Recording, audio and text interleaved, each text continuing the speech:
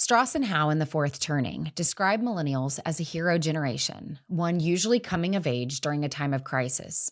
Hero generations go on to resolve that crisis and are defined by that for the rest of their lives. Despite the heavy criticism millennials have received, most are no longer considered snowflakes or failures to launch. In fact, most are well into adulthood with taxes to pay and families to support. While it may be unclear what their exact generational crisis is to resolve, millennials have successfully advocated for racial and gender inclusivity and diversity in society, in the workplace, and in the military, and have expanded their reach globally on many social and environmental issues. Shannon Razsadin, a millennial military spouse, was one of the co-founders of the nonprofit Military Family Advocacy Network, or MFAN, which organized the survey that brought qualitative and quantitative data to the housing crisis in 2019. Validating the emotions and concerns of thousands, she, along with many others, made it safe for families to finally feel seen after decades of housing concerns. I wanted to bring Shannon on to share more about her motivations before and during those years, as well as her own first impressions of the military community when she came in. I'm Corie Weathers. You're listening to Military Culture Shift, a limited series podcast on the impact of war, money, and generational perspective on morale, retention, and leadership.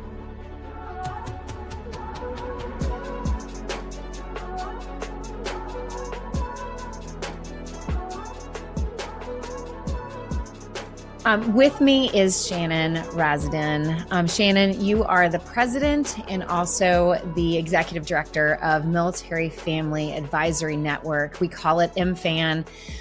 If you recognize her name, Shannon was mentioned at the end of the chapter on millennials, talking about millennial leadership, but also what millennials can do and what they have done in the force. And Shannon, you are just an amazing example of that. Thank you so much for joining in on the conversation and expanding it. Thank you so much, Corie, for having me. I'm thrilled. Yes. And so we met a few years ago. We were just talking about that. And when I first met you, it wasn't that you had just launched MFAN, but I do believe it was one of the first moments where you were planning revealing research. And so MFAN is a lot about doing research and is leading the way on especially food insecurity right now. But when I was talking with you, we were talking about food insecurity.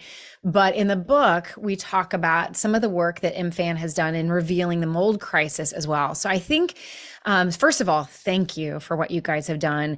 But what I really would love to do to start is for you to share a little bit of your background and what led to the beginning of MFAN and the great research that you guys are doing. Absolutely. So my story is one of really accidental opportunities that came to a place where I had the incredible fortune of starting this organization. And so my background, I'm a Spanish major in college, was going to be a teacher, did one day of student teaching, figured out it was not for me. Ended up going to grad school, started my master's in clinical mental health counseling. And then I was offered a job at George Washington University to lead their first ever National Day of Service. I did the service event. The First Lady, Michelle Obama, participated, and all no of a sudden, pressure. No pressure. And so all of a sudden I had this exposure to a different world. And this first day of service was focused on serving those who had served us. And so really giving back to the military and veteran community. And at that point, I was a single 22, 23-year-old. I had no connection to the military and found myself really caring a lot about this space, volunteering with organizations like TAPS, volunteering at a retirement home for Vietnam and World War II veterans, and just truly trying to figure out how can I get more involved in this space. From there, I was recruited to join a PR firm, a communications firm in the DC area, and they were leading some of the work around Veterans Crisis Line, and that is what really interested me in joining them and really kind of figuring out how I could support this community and also, build a career. And really, I had the incredible opportunity of working under Rosemary Williams, who was also working at that firm. And she had this idea for creating a group of military spouses who could be an ear to the ground to make sure that people are really connected to the lived experiences, but also an opportunity for peer-to-peer communication and outreach so that people are aware of and connected to the resources that are out there. Because oftentimes it's not a question of if the resource is there, it's if people are aware. And who do people trust more? They trust, people who are living, breathing, eating, sleeping this life alongside of them. So this was 10 years ago, and Rosemary was soon after that scooped up to be the Deputy Assistant Secretary of Defense for Military, Community, and Family Policy. And my bosses at this firm really said to me, at this point I was engaged to my now husband, Shannon Razsadin, who is in the Navy. I was the only one really with any loose military connection. And so they gave me the opportunity and said, Shannon, if you want to run with this, we'll support you, go for it. And so that was when the first advisory board came together. And there were a lot of people who have been incredibly influential in my life, and have done amazing things to support this community around a table together and really fleshing out who are we in this space, where can we give back, and where can we lean in? And to do that and really set up the framework, we wanted to understand the lived experiences more. And so we conducted our first survey. And doing that research really not only helped us uncover the issues, but also helped us understand, the why, the so what, and the now what component. And because we take the time to hear from people in their own words through our research, it has allowed us the opportunity to uncover some of the challenges that haven't really made it to mainstream yet. So things like the issues of privatized housing back in 2019, and then more recently, the work that we have done in food insecurity. So I was going to ask, first of all, why research? You sound like, you really started off with this. You mentioned clinical counseling background, your love and service for people, your heart for the community. What was it about research? Because there's so many that have started nonprofits or who want to start nonprofits doing different kinds of programming and services, but why research? So we wanted to have the needs guide where we go, right? And really take a data-informed approach to everything that we do. There are a lot of great organizations out there. I think sometimes we can have an idea in our head of what we think people might need and how people want to receive that. But that can sometimes be clouded by our own personal experiences. And so by opening up this aperture and by hearing from as many people as possible, we were able to rigorously and scientifically say, this is a need and this is how people want the support, and then let that drive forward. So we joke internally, data don't lie, and we let that really guide where we go. It also, from a policy perspective, has helped us build inroads with, Capitol Hill, with the Department of Defense, because people know that if we're leaning in on an issue, we have data to back it. We're not chasing shiny objects. We are really rigorously evaluating what we take on. And that, I think, has in some ways set us apart as an organization. But the lived experiences and that ground truth that we have from the advisory board and the heart really creates the authenticity that blends the scientific research with that lived experience and human component. And that's really where our programs, in a lot of cases, are born, and bring those things together in a way that meets a need, is collaborative, and resonates with people. Yeah, not only shiny objects I'm hearing, but also sometimes money, attention, tends to follow conversation. And I think it's really easy in DC for there to be a conversational shift, and a lot of the focus shifts just based off of conversation. So I love the fact that you guys have the data that backs up this is the actual need that's being presented.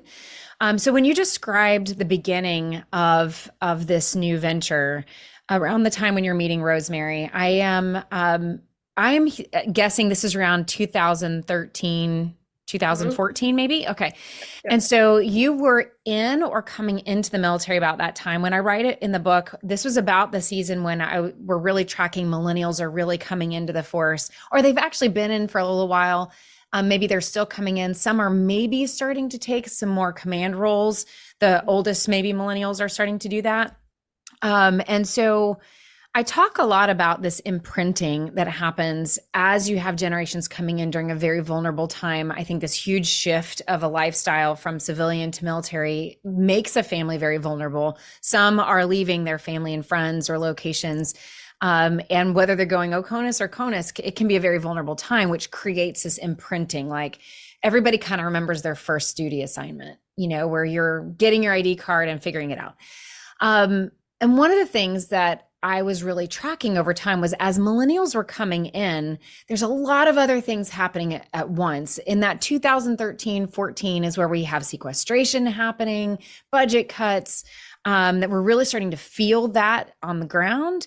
And our entire community was going online, where we're starting to vent a lot of our frustrations and concerns, jumping the traditional chain of command by going online and venting that.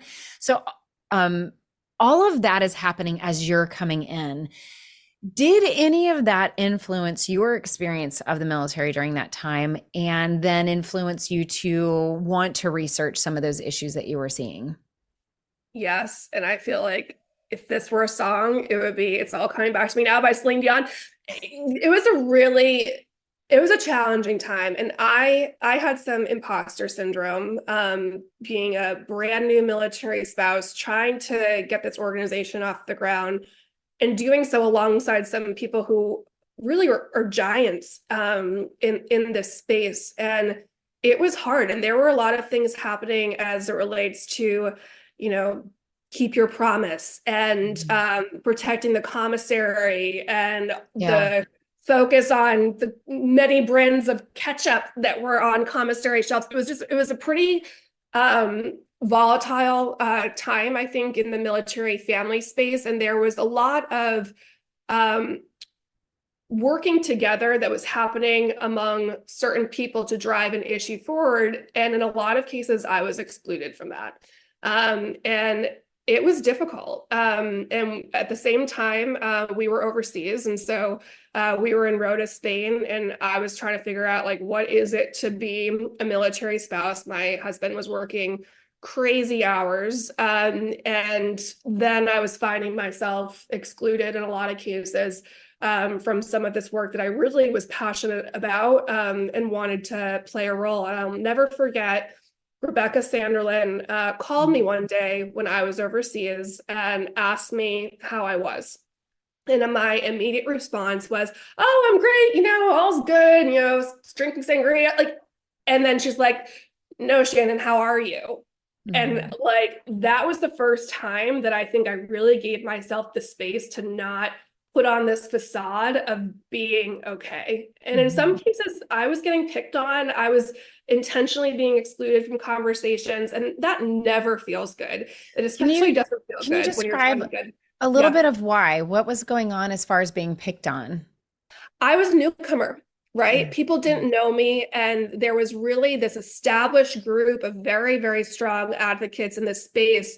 Mm-hmm. And MFAN was still figuring out who it was in this space, what our mission was, and all those things. And so, I don't think that there was really malintent there, but I wanted to be part of something that I was not welcomed to. So this was part of the, let's say, the spouse or the nonprofit space that was really trying to make a difference. Because I know that there was also a lot going on, boots on the ground for especially millennial spouses as they were coming into just generally the spouse space. There was a lot of spouse bullying that was happening online during that time.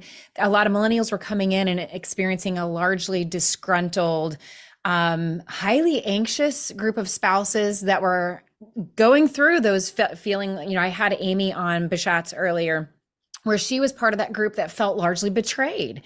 A lot of families were getting pink slips, or those promises were being broken. And so I think millennials were coming in as, especially spouses and family members, were feeling those broken promises, which I think imprinted on millennials this very negative experience. So on top of that, you're saying that here you are trying to make a difference in this space and also getting some of that pushback. Yeah. And that, in a lot of reasons, in a lot of ways, that's what pushed me to the research side of things. And how can I really prove why I'm here. And if I have data to back things, that in some cases is a little bit more, indisputable than, just Shannon, and this group of people being there to do good. And so that was in some cases, hindsight's 2020, like, that was a little bit of the, subconscious, I think that was driving that, but it made a big difference for us in having something very concrete that we could let shape who we are as an organization. I love this so much. And I think that's why you're a really great example of this kind of beacon of light that comes out of this volatile time, like you were describing. I know we talked before I hit record that you would consider yourself an older millennial. A lot of millennials really, everybody calls them, thankfully we're not calling them the snowflake generation anymore, but they're really more of the why generation, of like why asking, why are we doing things the way that we're doing? Why can't we do them differently? And also this courage to really advocate, take things to the top. And that's when we started seeing kind of this breaking of chain of command. Where would you fall into that drive as a millennial? Before millennials were coming in, I would say Gen X and boomers were really taught to go through your chain of command to change things. And I think that was part of the frustration, is that if they felt like things weren't getting changed or weren't getting changed quick enough, we were just kind of told, wait, it will eventually get there. Whereas I feel millennials came in and said, why do we have to wait this long? Yeah. So how do you fit into some of that? I think I'm really kind of split down the middle in a lot of cases. And so, yes, I'm on the older side of millennials. I was also raised by parents who very much are, you follow rules, you listen to authority, you don't ask why. Like, if I say you do something, you do it, Shannon. Yeah. And so that's my background. But then I'm surrounded by all these people who are challenging the status quo, are, pushing the envelope. And I think that as MFAN and I have matured, I've gotten more comfortable in the asking the difficult questions. But I think it's always important to come at it from a perspective of respect, and respecting authority. And it's a lot of the how you're asking things, not necessarily what you're asking always. And I think that has, in some cases, been a differentiator in my leadership style. I'm not coming at things from an adversarial perspective. I'm coming at it with the mindset of, we're all trying to do good here, and let's give people the benefit of the doubt and remember that people are innately good and kind. And then, so how do we then share information and work together and ask some of these difficult questions so that we can see different sides of this, of a challenge? And so, I think, there's a benefit in all the things, and all things have worked different in different audiences, and also knowing how to read a room. There are some places where, I can have more of those, straightforward conversations, and in other cases where I have to listen and then have a follow-on conversation. And I think that can be where some people have a misstep, is that you come at it so hard all the time, and that's admirable and that's great. But sometimes people just shut down, and then you're not going to get anywhere with it. And so, and that's a lot of where the mental health counseling background, in some cases comes in, and just knowing how you have to adapt your approach depending on who you're having the conversation with. Yeah, so good. So good. Okay, so when I talked with you, when I first sat down with you, we were talking food insecurity, and your research was coming out about that. As I was doing a little bit more research on MFAN, especially as I was looking at the timeline historically as I was writing the book, I really saw just how influential MFAN was in really putting the mold housing crisis on the map. So I'd love to hear your perspective. I would say you've kind of been put on the map twice. It was kind of like this, and then food insecurity on a whole different level. So When I look at the timeline, I can see how budget cuts and sequestration and lack of funding really contributed to the lack of oversight that was happening on the installations with housing that later turned into a mold crisis in 2019. But share with everybody a little bit about your involvement with the mold crisis and exposing that and how that contributed to getting some of the attention that we now have on it. Yeah, so it started with our advisory board, and that's how also the food insecurity work started. So we have this ground truth, we have this constant ear to the ground and boots on the ground, all the things to the ground approach. But based on what we hear from the advisory board, we then test it through research. And so we want to know if what we're hearing are anecdotes or if there is something to it from a data perspective. And not to say that anecdotes don't matter, because they do. But we don't lean in on anecdotes. We really lean in when we have the data to back what we're looking at. And so we heard from an advisory board member, Kelly Artis, about challenges that she was hearing about with the quality of housing and just the lack of recourse, and people were experiencing difficulty. And so we had the opportunity to field a survey. And within 1 week, we had 17,000 respondents to the survey. Our minds were blown. Which, just for perspective, that is huge compared to probably any other survey that had been done to date.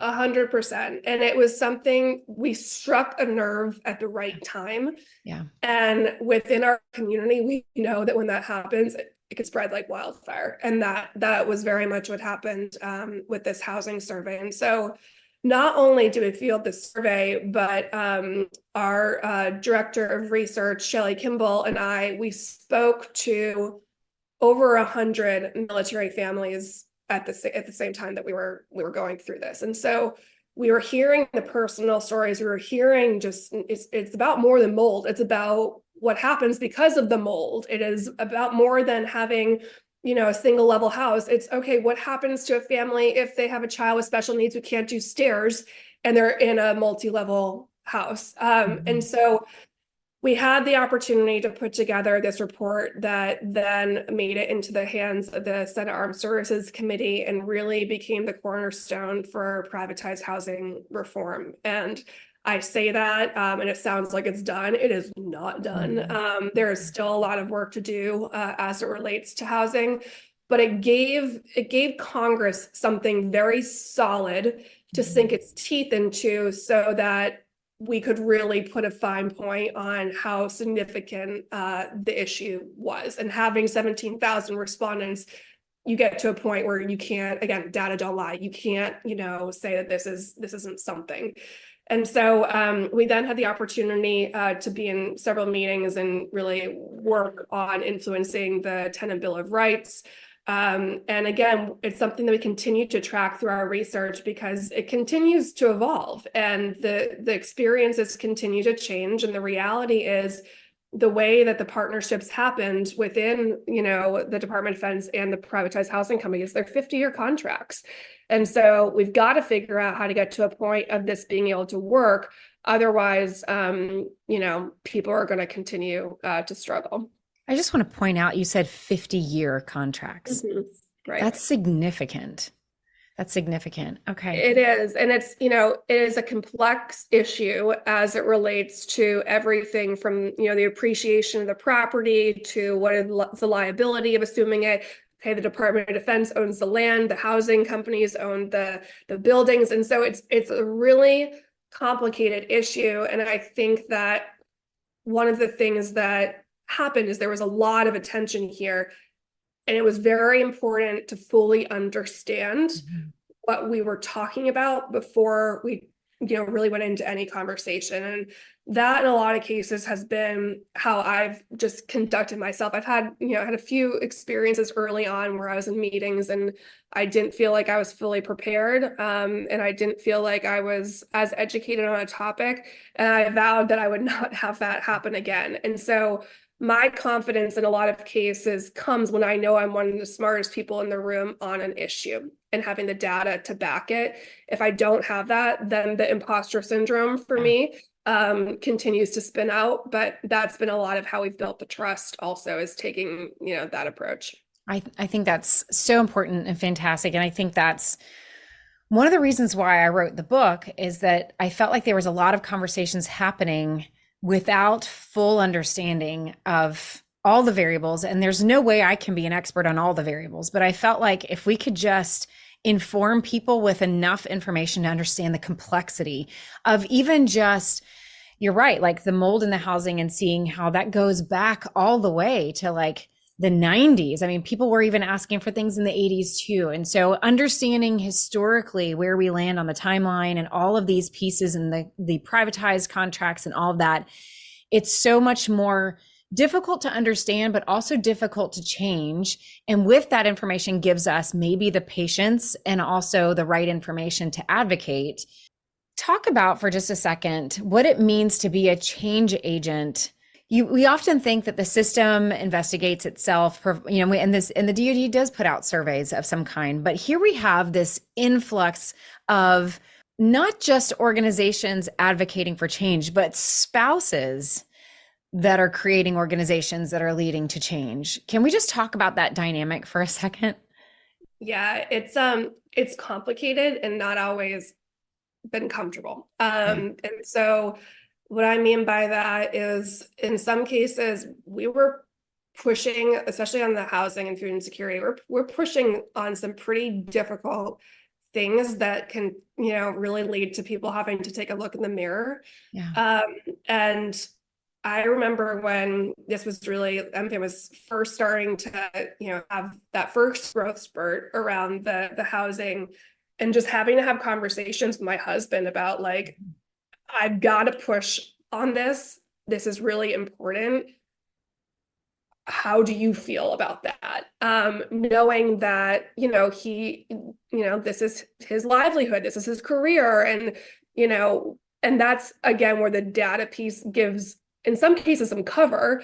Yeah. But it was hard. And, we got more comfortable as a couple in it, as issues push forward. But, I remember him saying like, Shannon, you're on CBS this morning and Fox News and CNN, and I'm trying to like be at work, and like people like, oh, your wife was just on TV again. And, in some cases, talking about things that don't always make people look great. And so that was hard.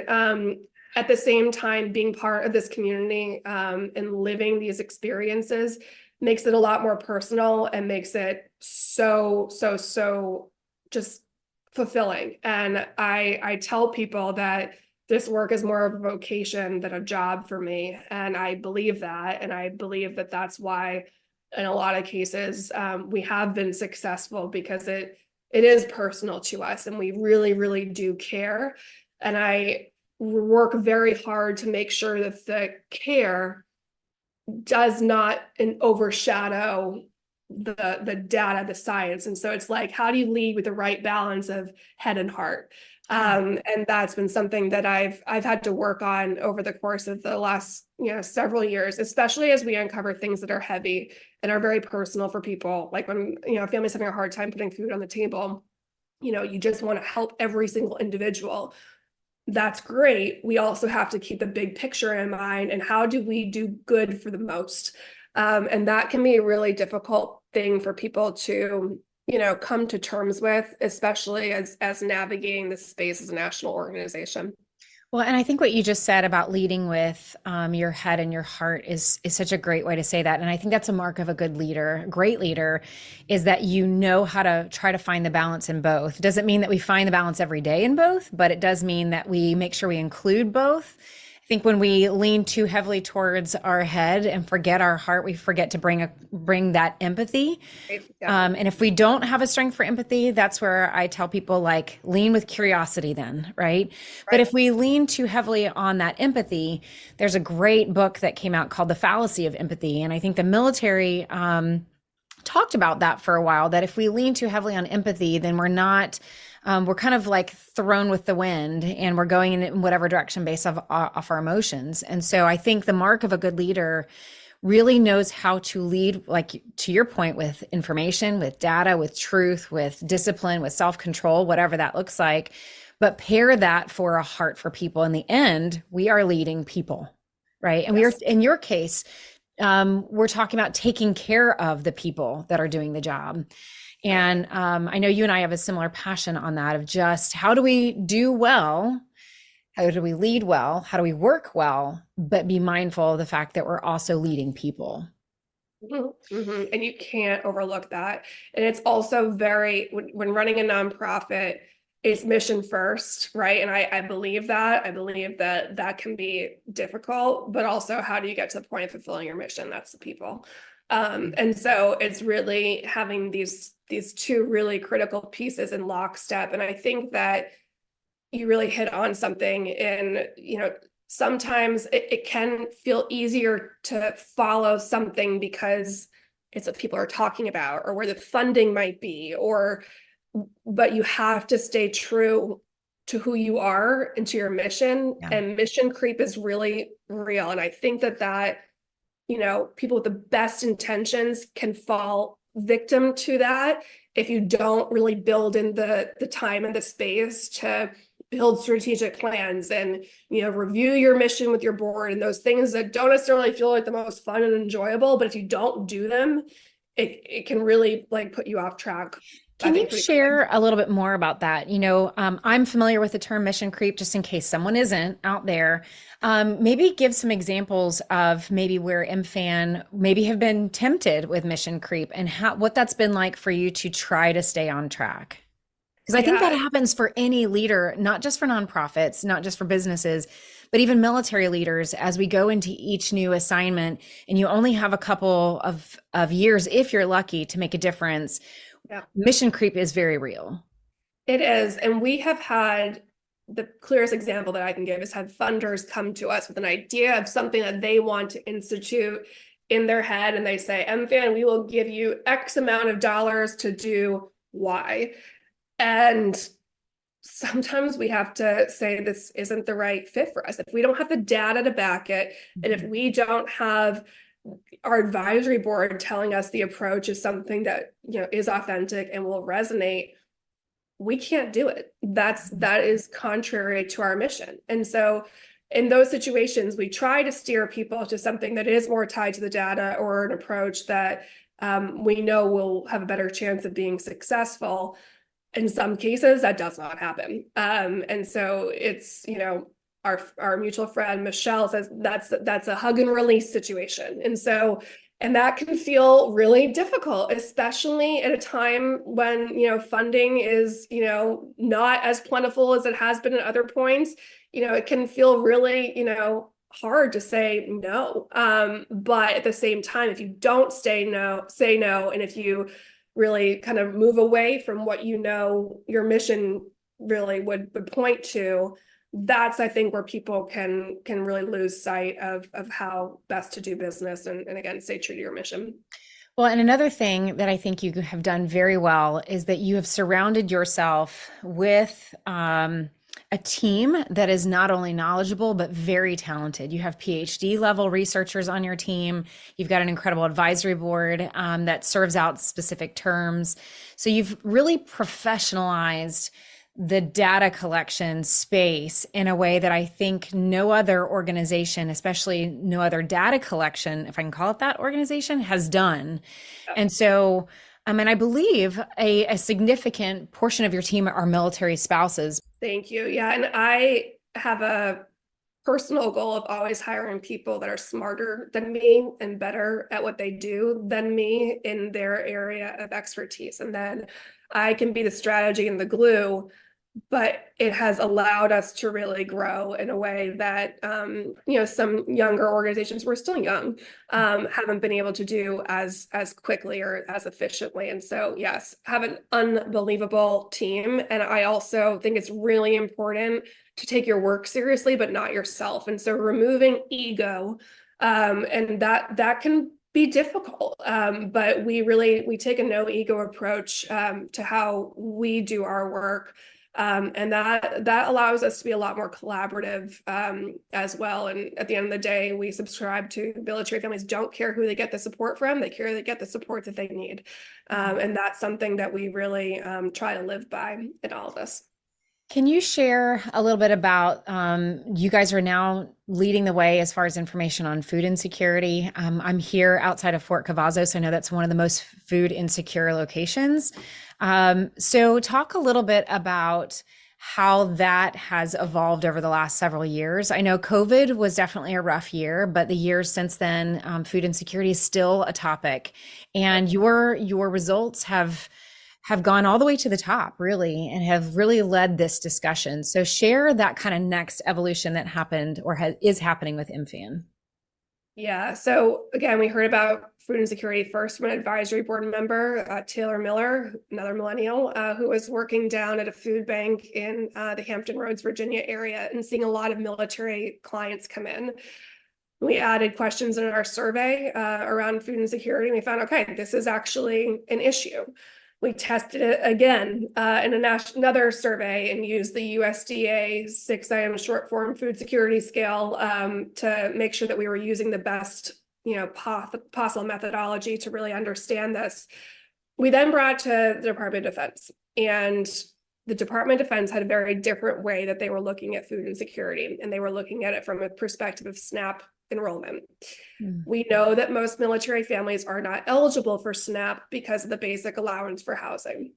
So we continue to bring this forward. We're continuing to hear that, no, we're barking up the wrong tree, or this is not a thing, or it's contrary to what the department's data was showing. But we knew it was an issue. And so we then had the incredible opportunity of doing some additional research to really uncover the why piece. What's happening in people's lives that bring them to the point of food insecurity. And so we interviewed more than 300 food insecure military families at Fort Cavazos, as well as the Norfolk, Virginia area, to help us uncover the causal factors that lead to food insecurity.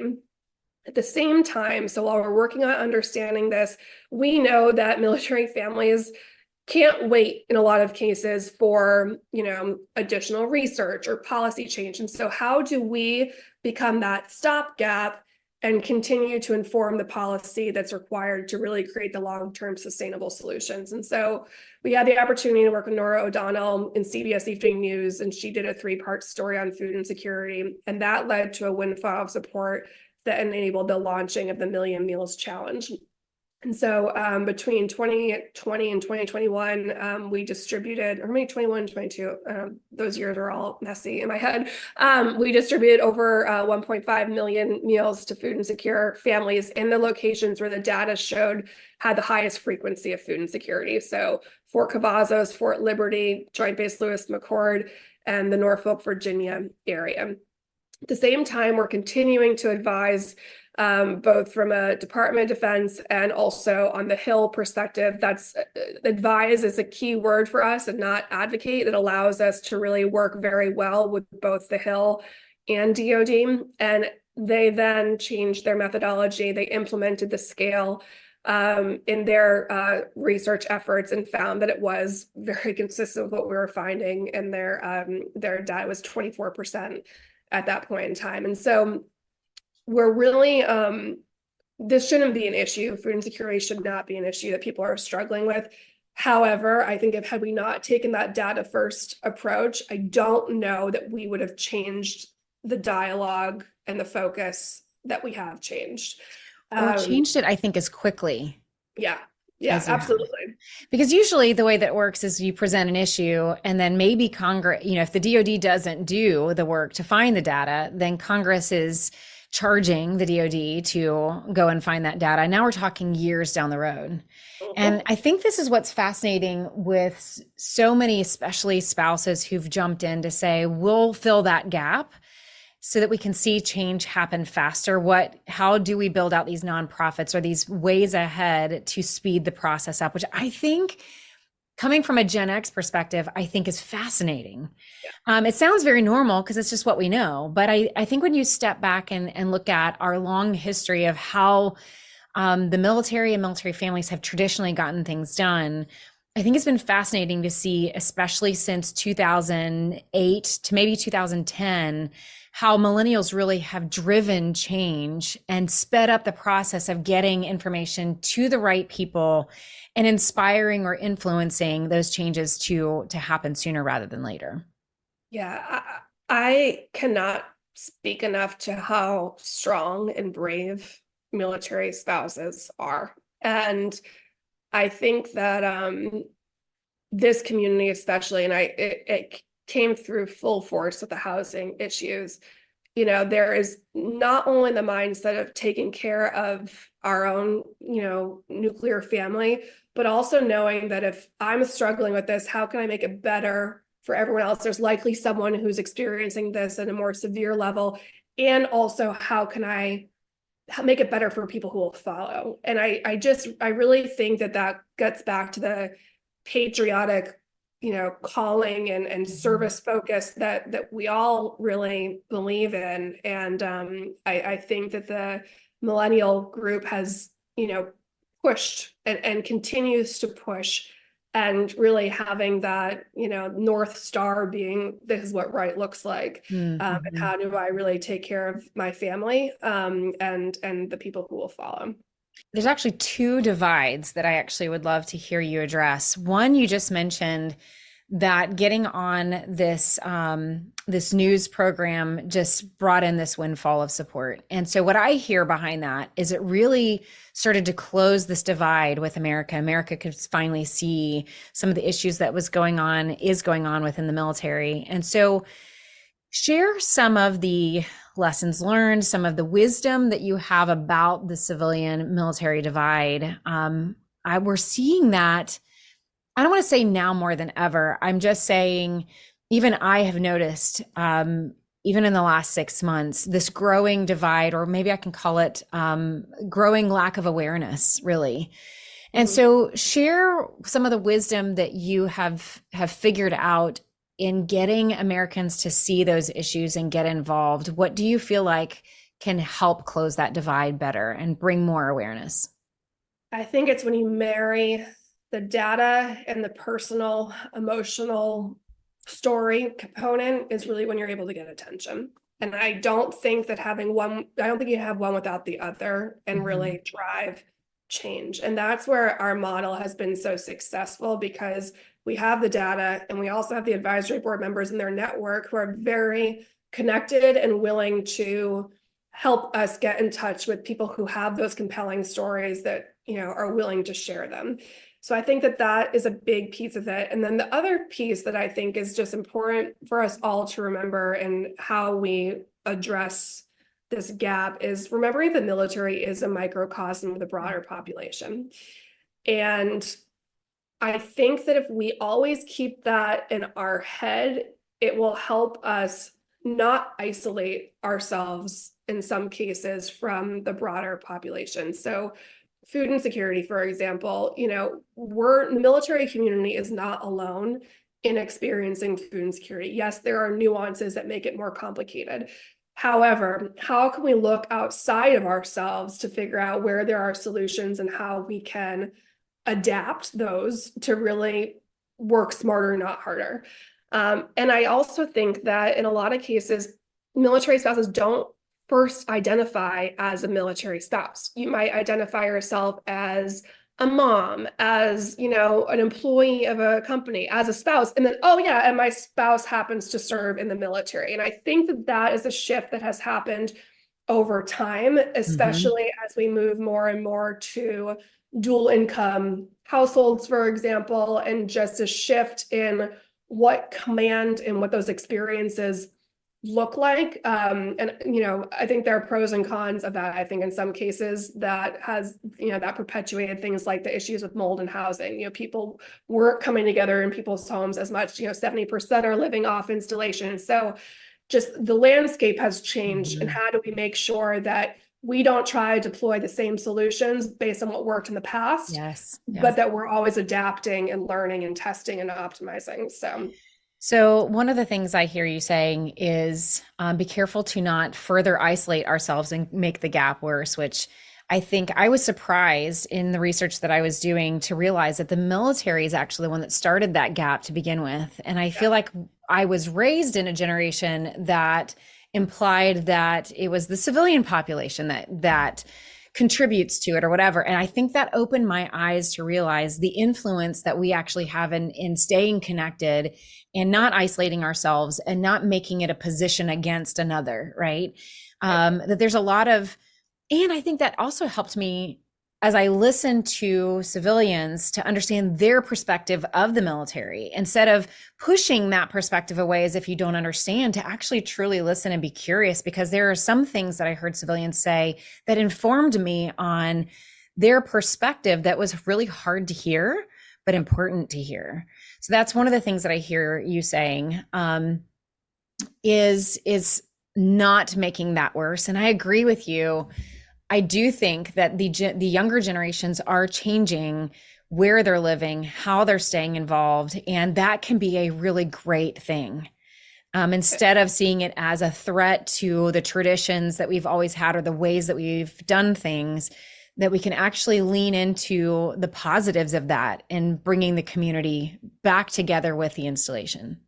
It's, in a lot of cases, it's, history repeats itself. And I think about the new ideas that are coming into the fold now, and what my experience was having new ideas back 10 years ago, and how that felt to be blocked out. I think it's really important that we listen.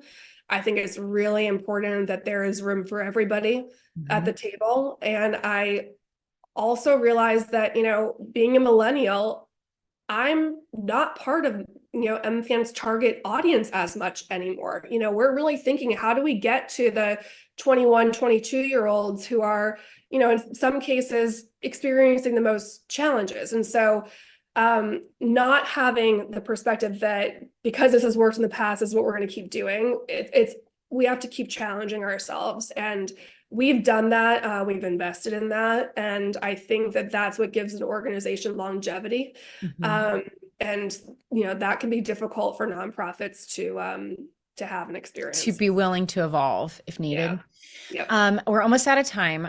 I want to bring up the second divide that you've brought up and that MFAN has researched, in that you found that there was a significant difference in obvious quality of life, but also experience of the military between officer families and enlisted. Because it's really hard to have empathy and make changes if you're not going through what someone else is. So maybe speak to what you guys found on that and the importance of listening to both sides. It's a huge point, and it's something that our experiences personally, I think, can cloud our understanding, right? And again, that's where we harken back to the data, and the data clearly show that it is the junior enlisted with children who are experiencing food insecurity at the highest frequency. It is the junior enlisted and even middle enlisted who are living in base housing that are seeing the longer wait times for issues to be fixed. And these are really important pieces to know, and important for us to make sure that we don't lose sight of. One of the things that I'm proudest about our research is our representation of the junior and middle enlisted.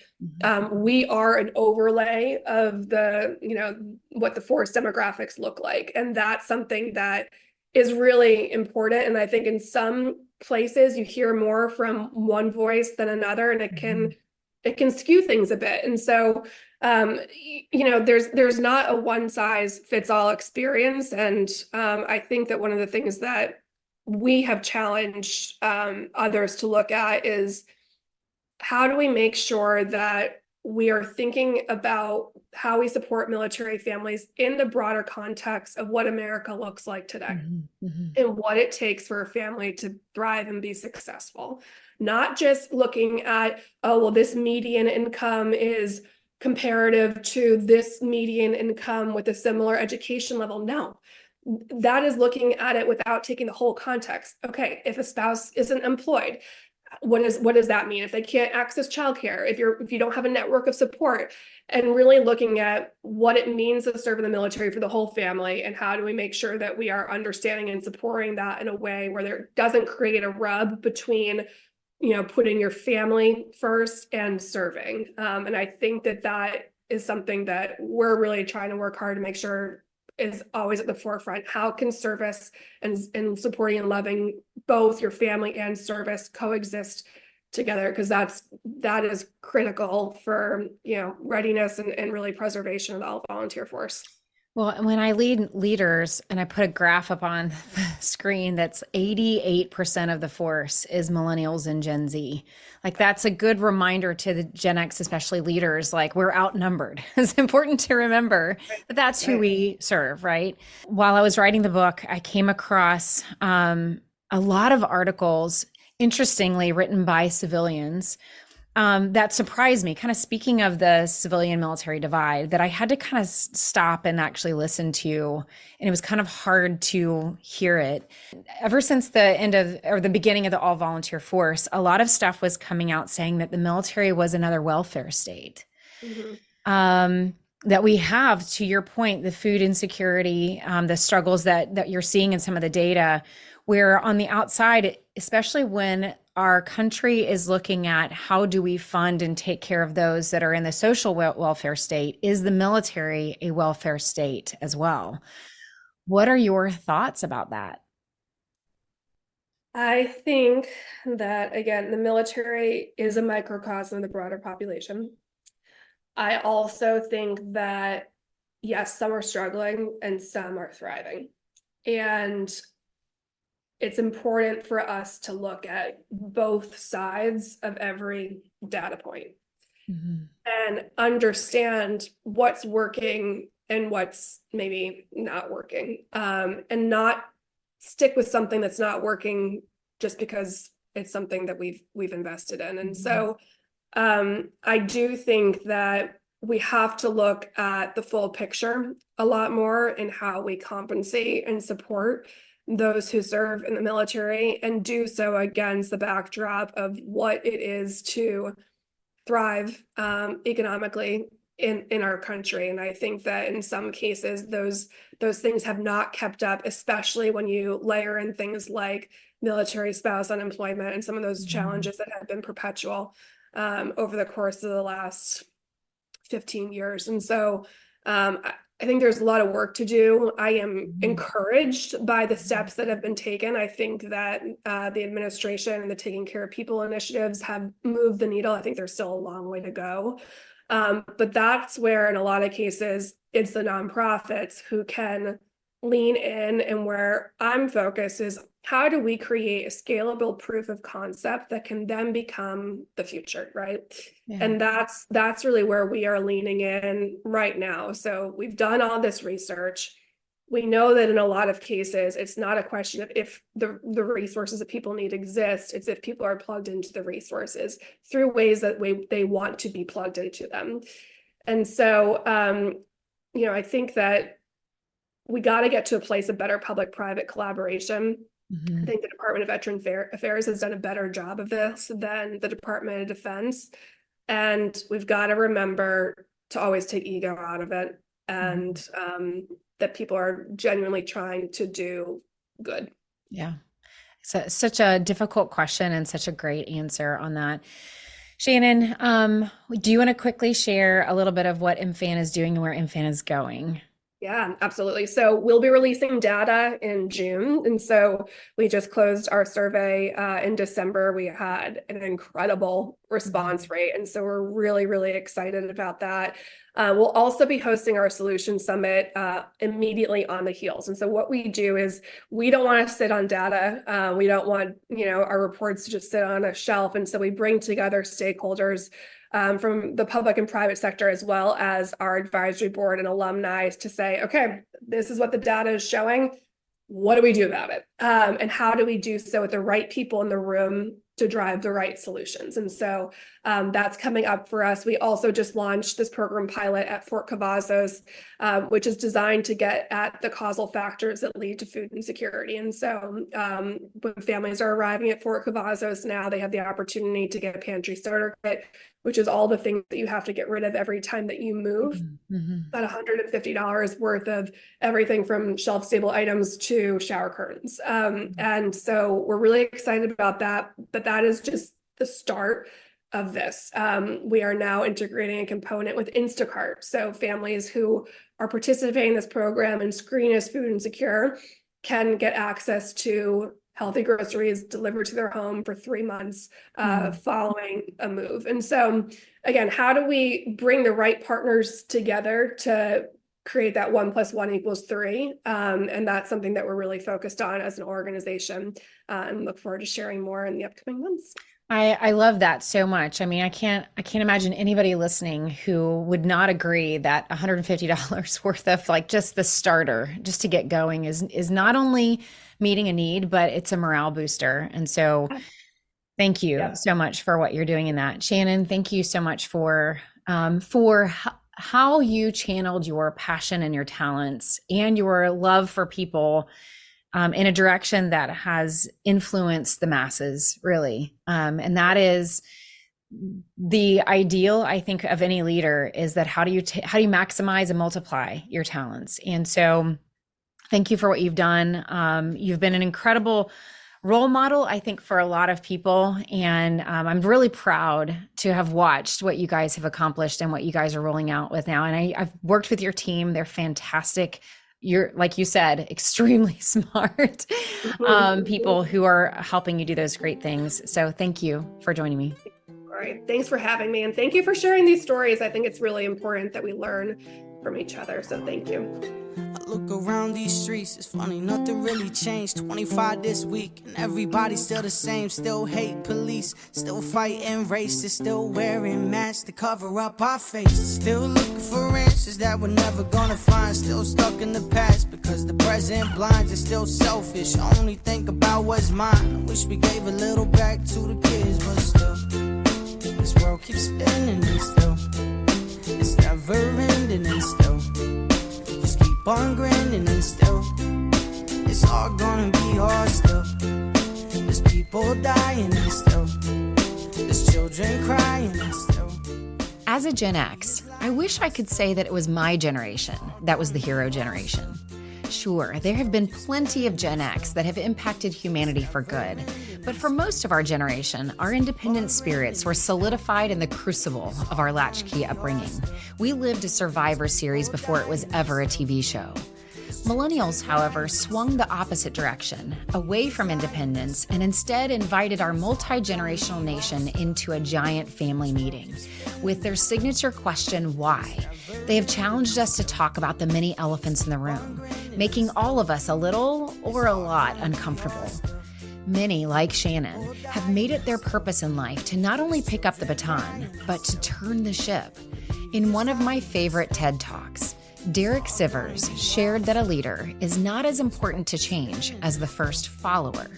Using footage of a lone half-naked man dancing at a music festival, he pointed out that the true movement only happens because of the first follower, as 1, 2, and then a whole crowd joined in on the dance party with the lone dancing man. In Sivers' words, it transformed the lone nut into a leader. This proves that anyone can want to be a leader, but lasting change requires that there's someone in the room willing to see potential and perhaps the lone voice on the other side of the room that just might be challenging the conversation. You never know if that conversation is the spark to something big. Look around these streets, it's funny, nothing really changed. Still chasing dreams I'm probably never gonna taste. Still pick these strings, but they just never feel the same as the days with my homies in the bay singing. I ain't never been the type for the money and fame. I'd rather teach my kids to appreciate this moment while it's here, cause in 25 years all these problems gonna still be here and still. The Military Culture Shift podcast is sponsored by New Res and written and produced by me, author, speaker, and military clinical consultant Corie Weathers. The closing credits song is still written, produced, and performed by active duty service member Tyler Smith. This is a supplemental leadership podcast for the book Military Culture Shift, The Impact of War, Money, and Generational Perspective on Morale, Retention, and Leadership. Copies of the book can be purchased on Amazon, militaryfamilybooks.com, and your favorite retailers. More information, including graphs, data, and other resources mentioned in the book, can be found on my website, CorieWeathers.com.